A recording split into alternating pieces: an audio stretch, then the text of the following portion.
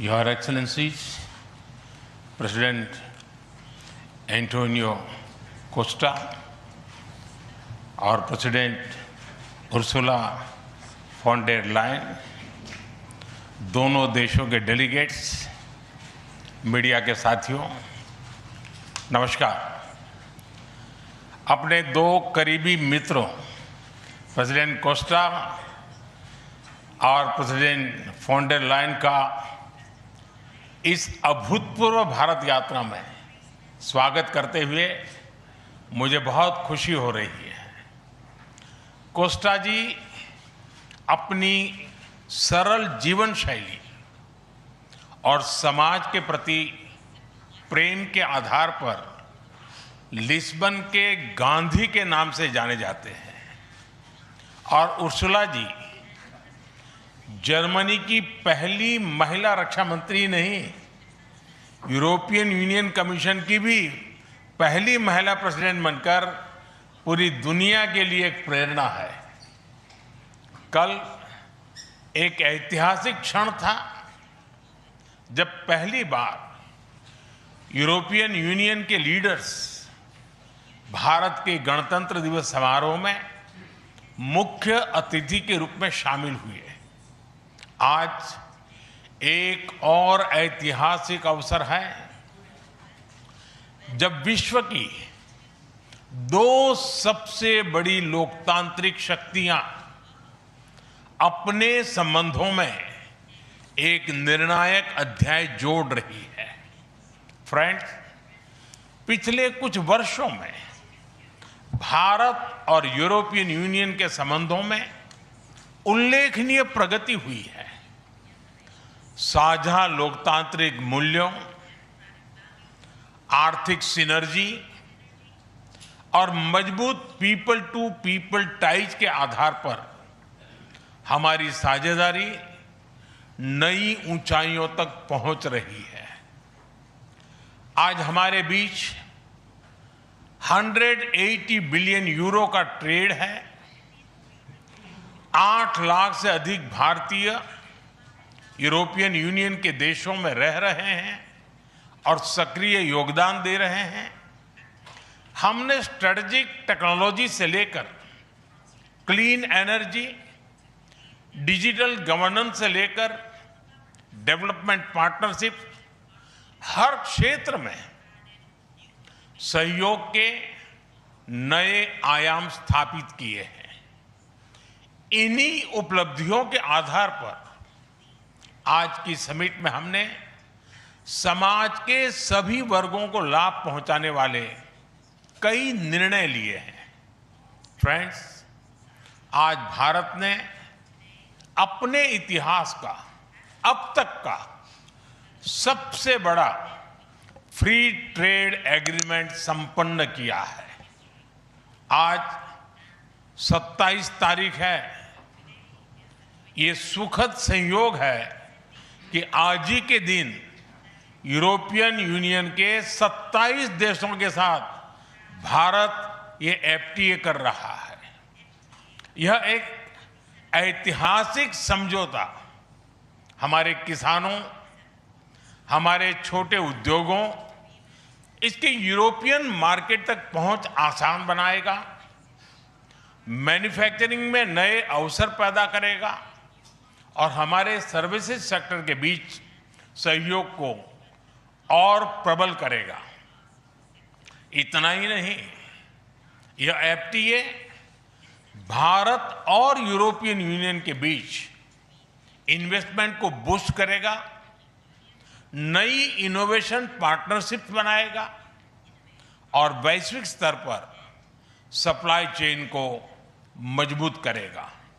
यानी यह सिर्फ ट्रेड एग्रीमेंट नहीं है, यह साझा समृद्धि का नया ब्लूप्रिंट है।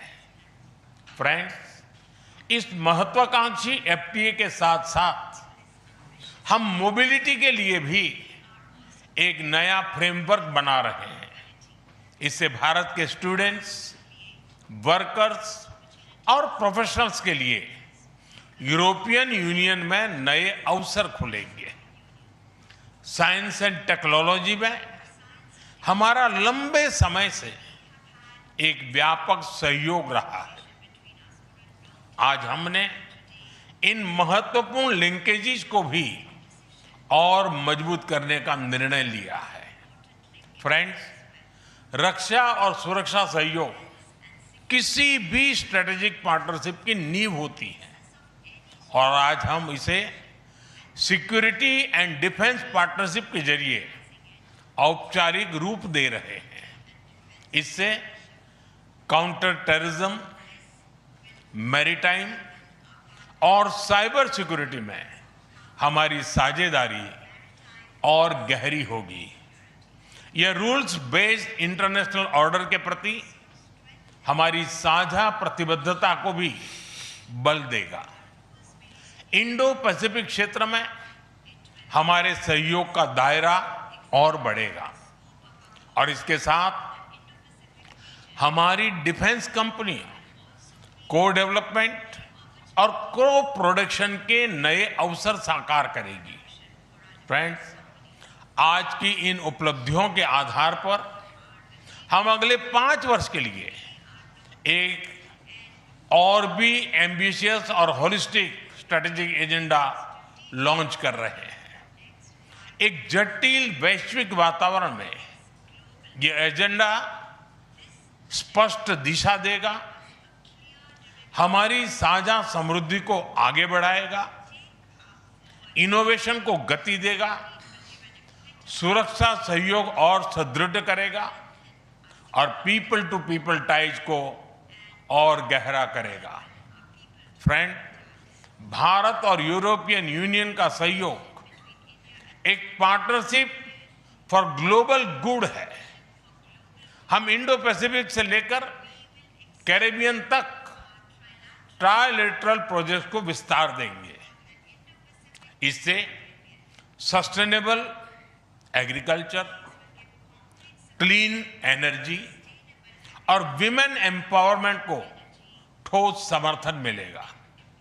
हम साथ मिलकर आईमैक कॉरिडोर को ग्लोबल ट्रेड और सस्टेनेबल डेवलपमेंट की एक प्रमुख कड़ी के रूप में स्थापित करेंगे।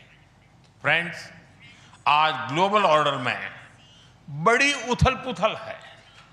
ऐसे में भारत और यूरोपियन यूनियन की साझेदारी अंतर्राष्ट्रीय सिस्टम में स्थिरता को मजबूती देगी। इस संदर्भ में आज हमने यूक्रेन, पश्चिमी एशिया, इंडो पैसिफिक सहित कई वैश्विक मुद्दों पर विस्तार से चर्चा की।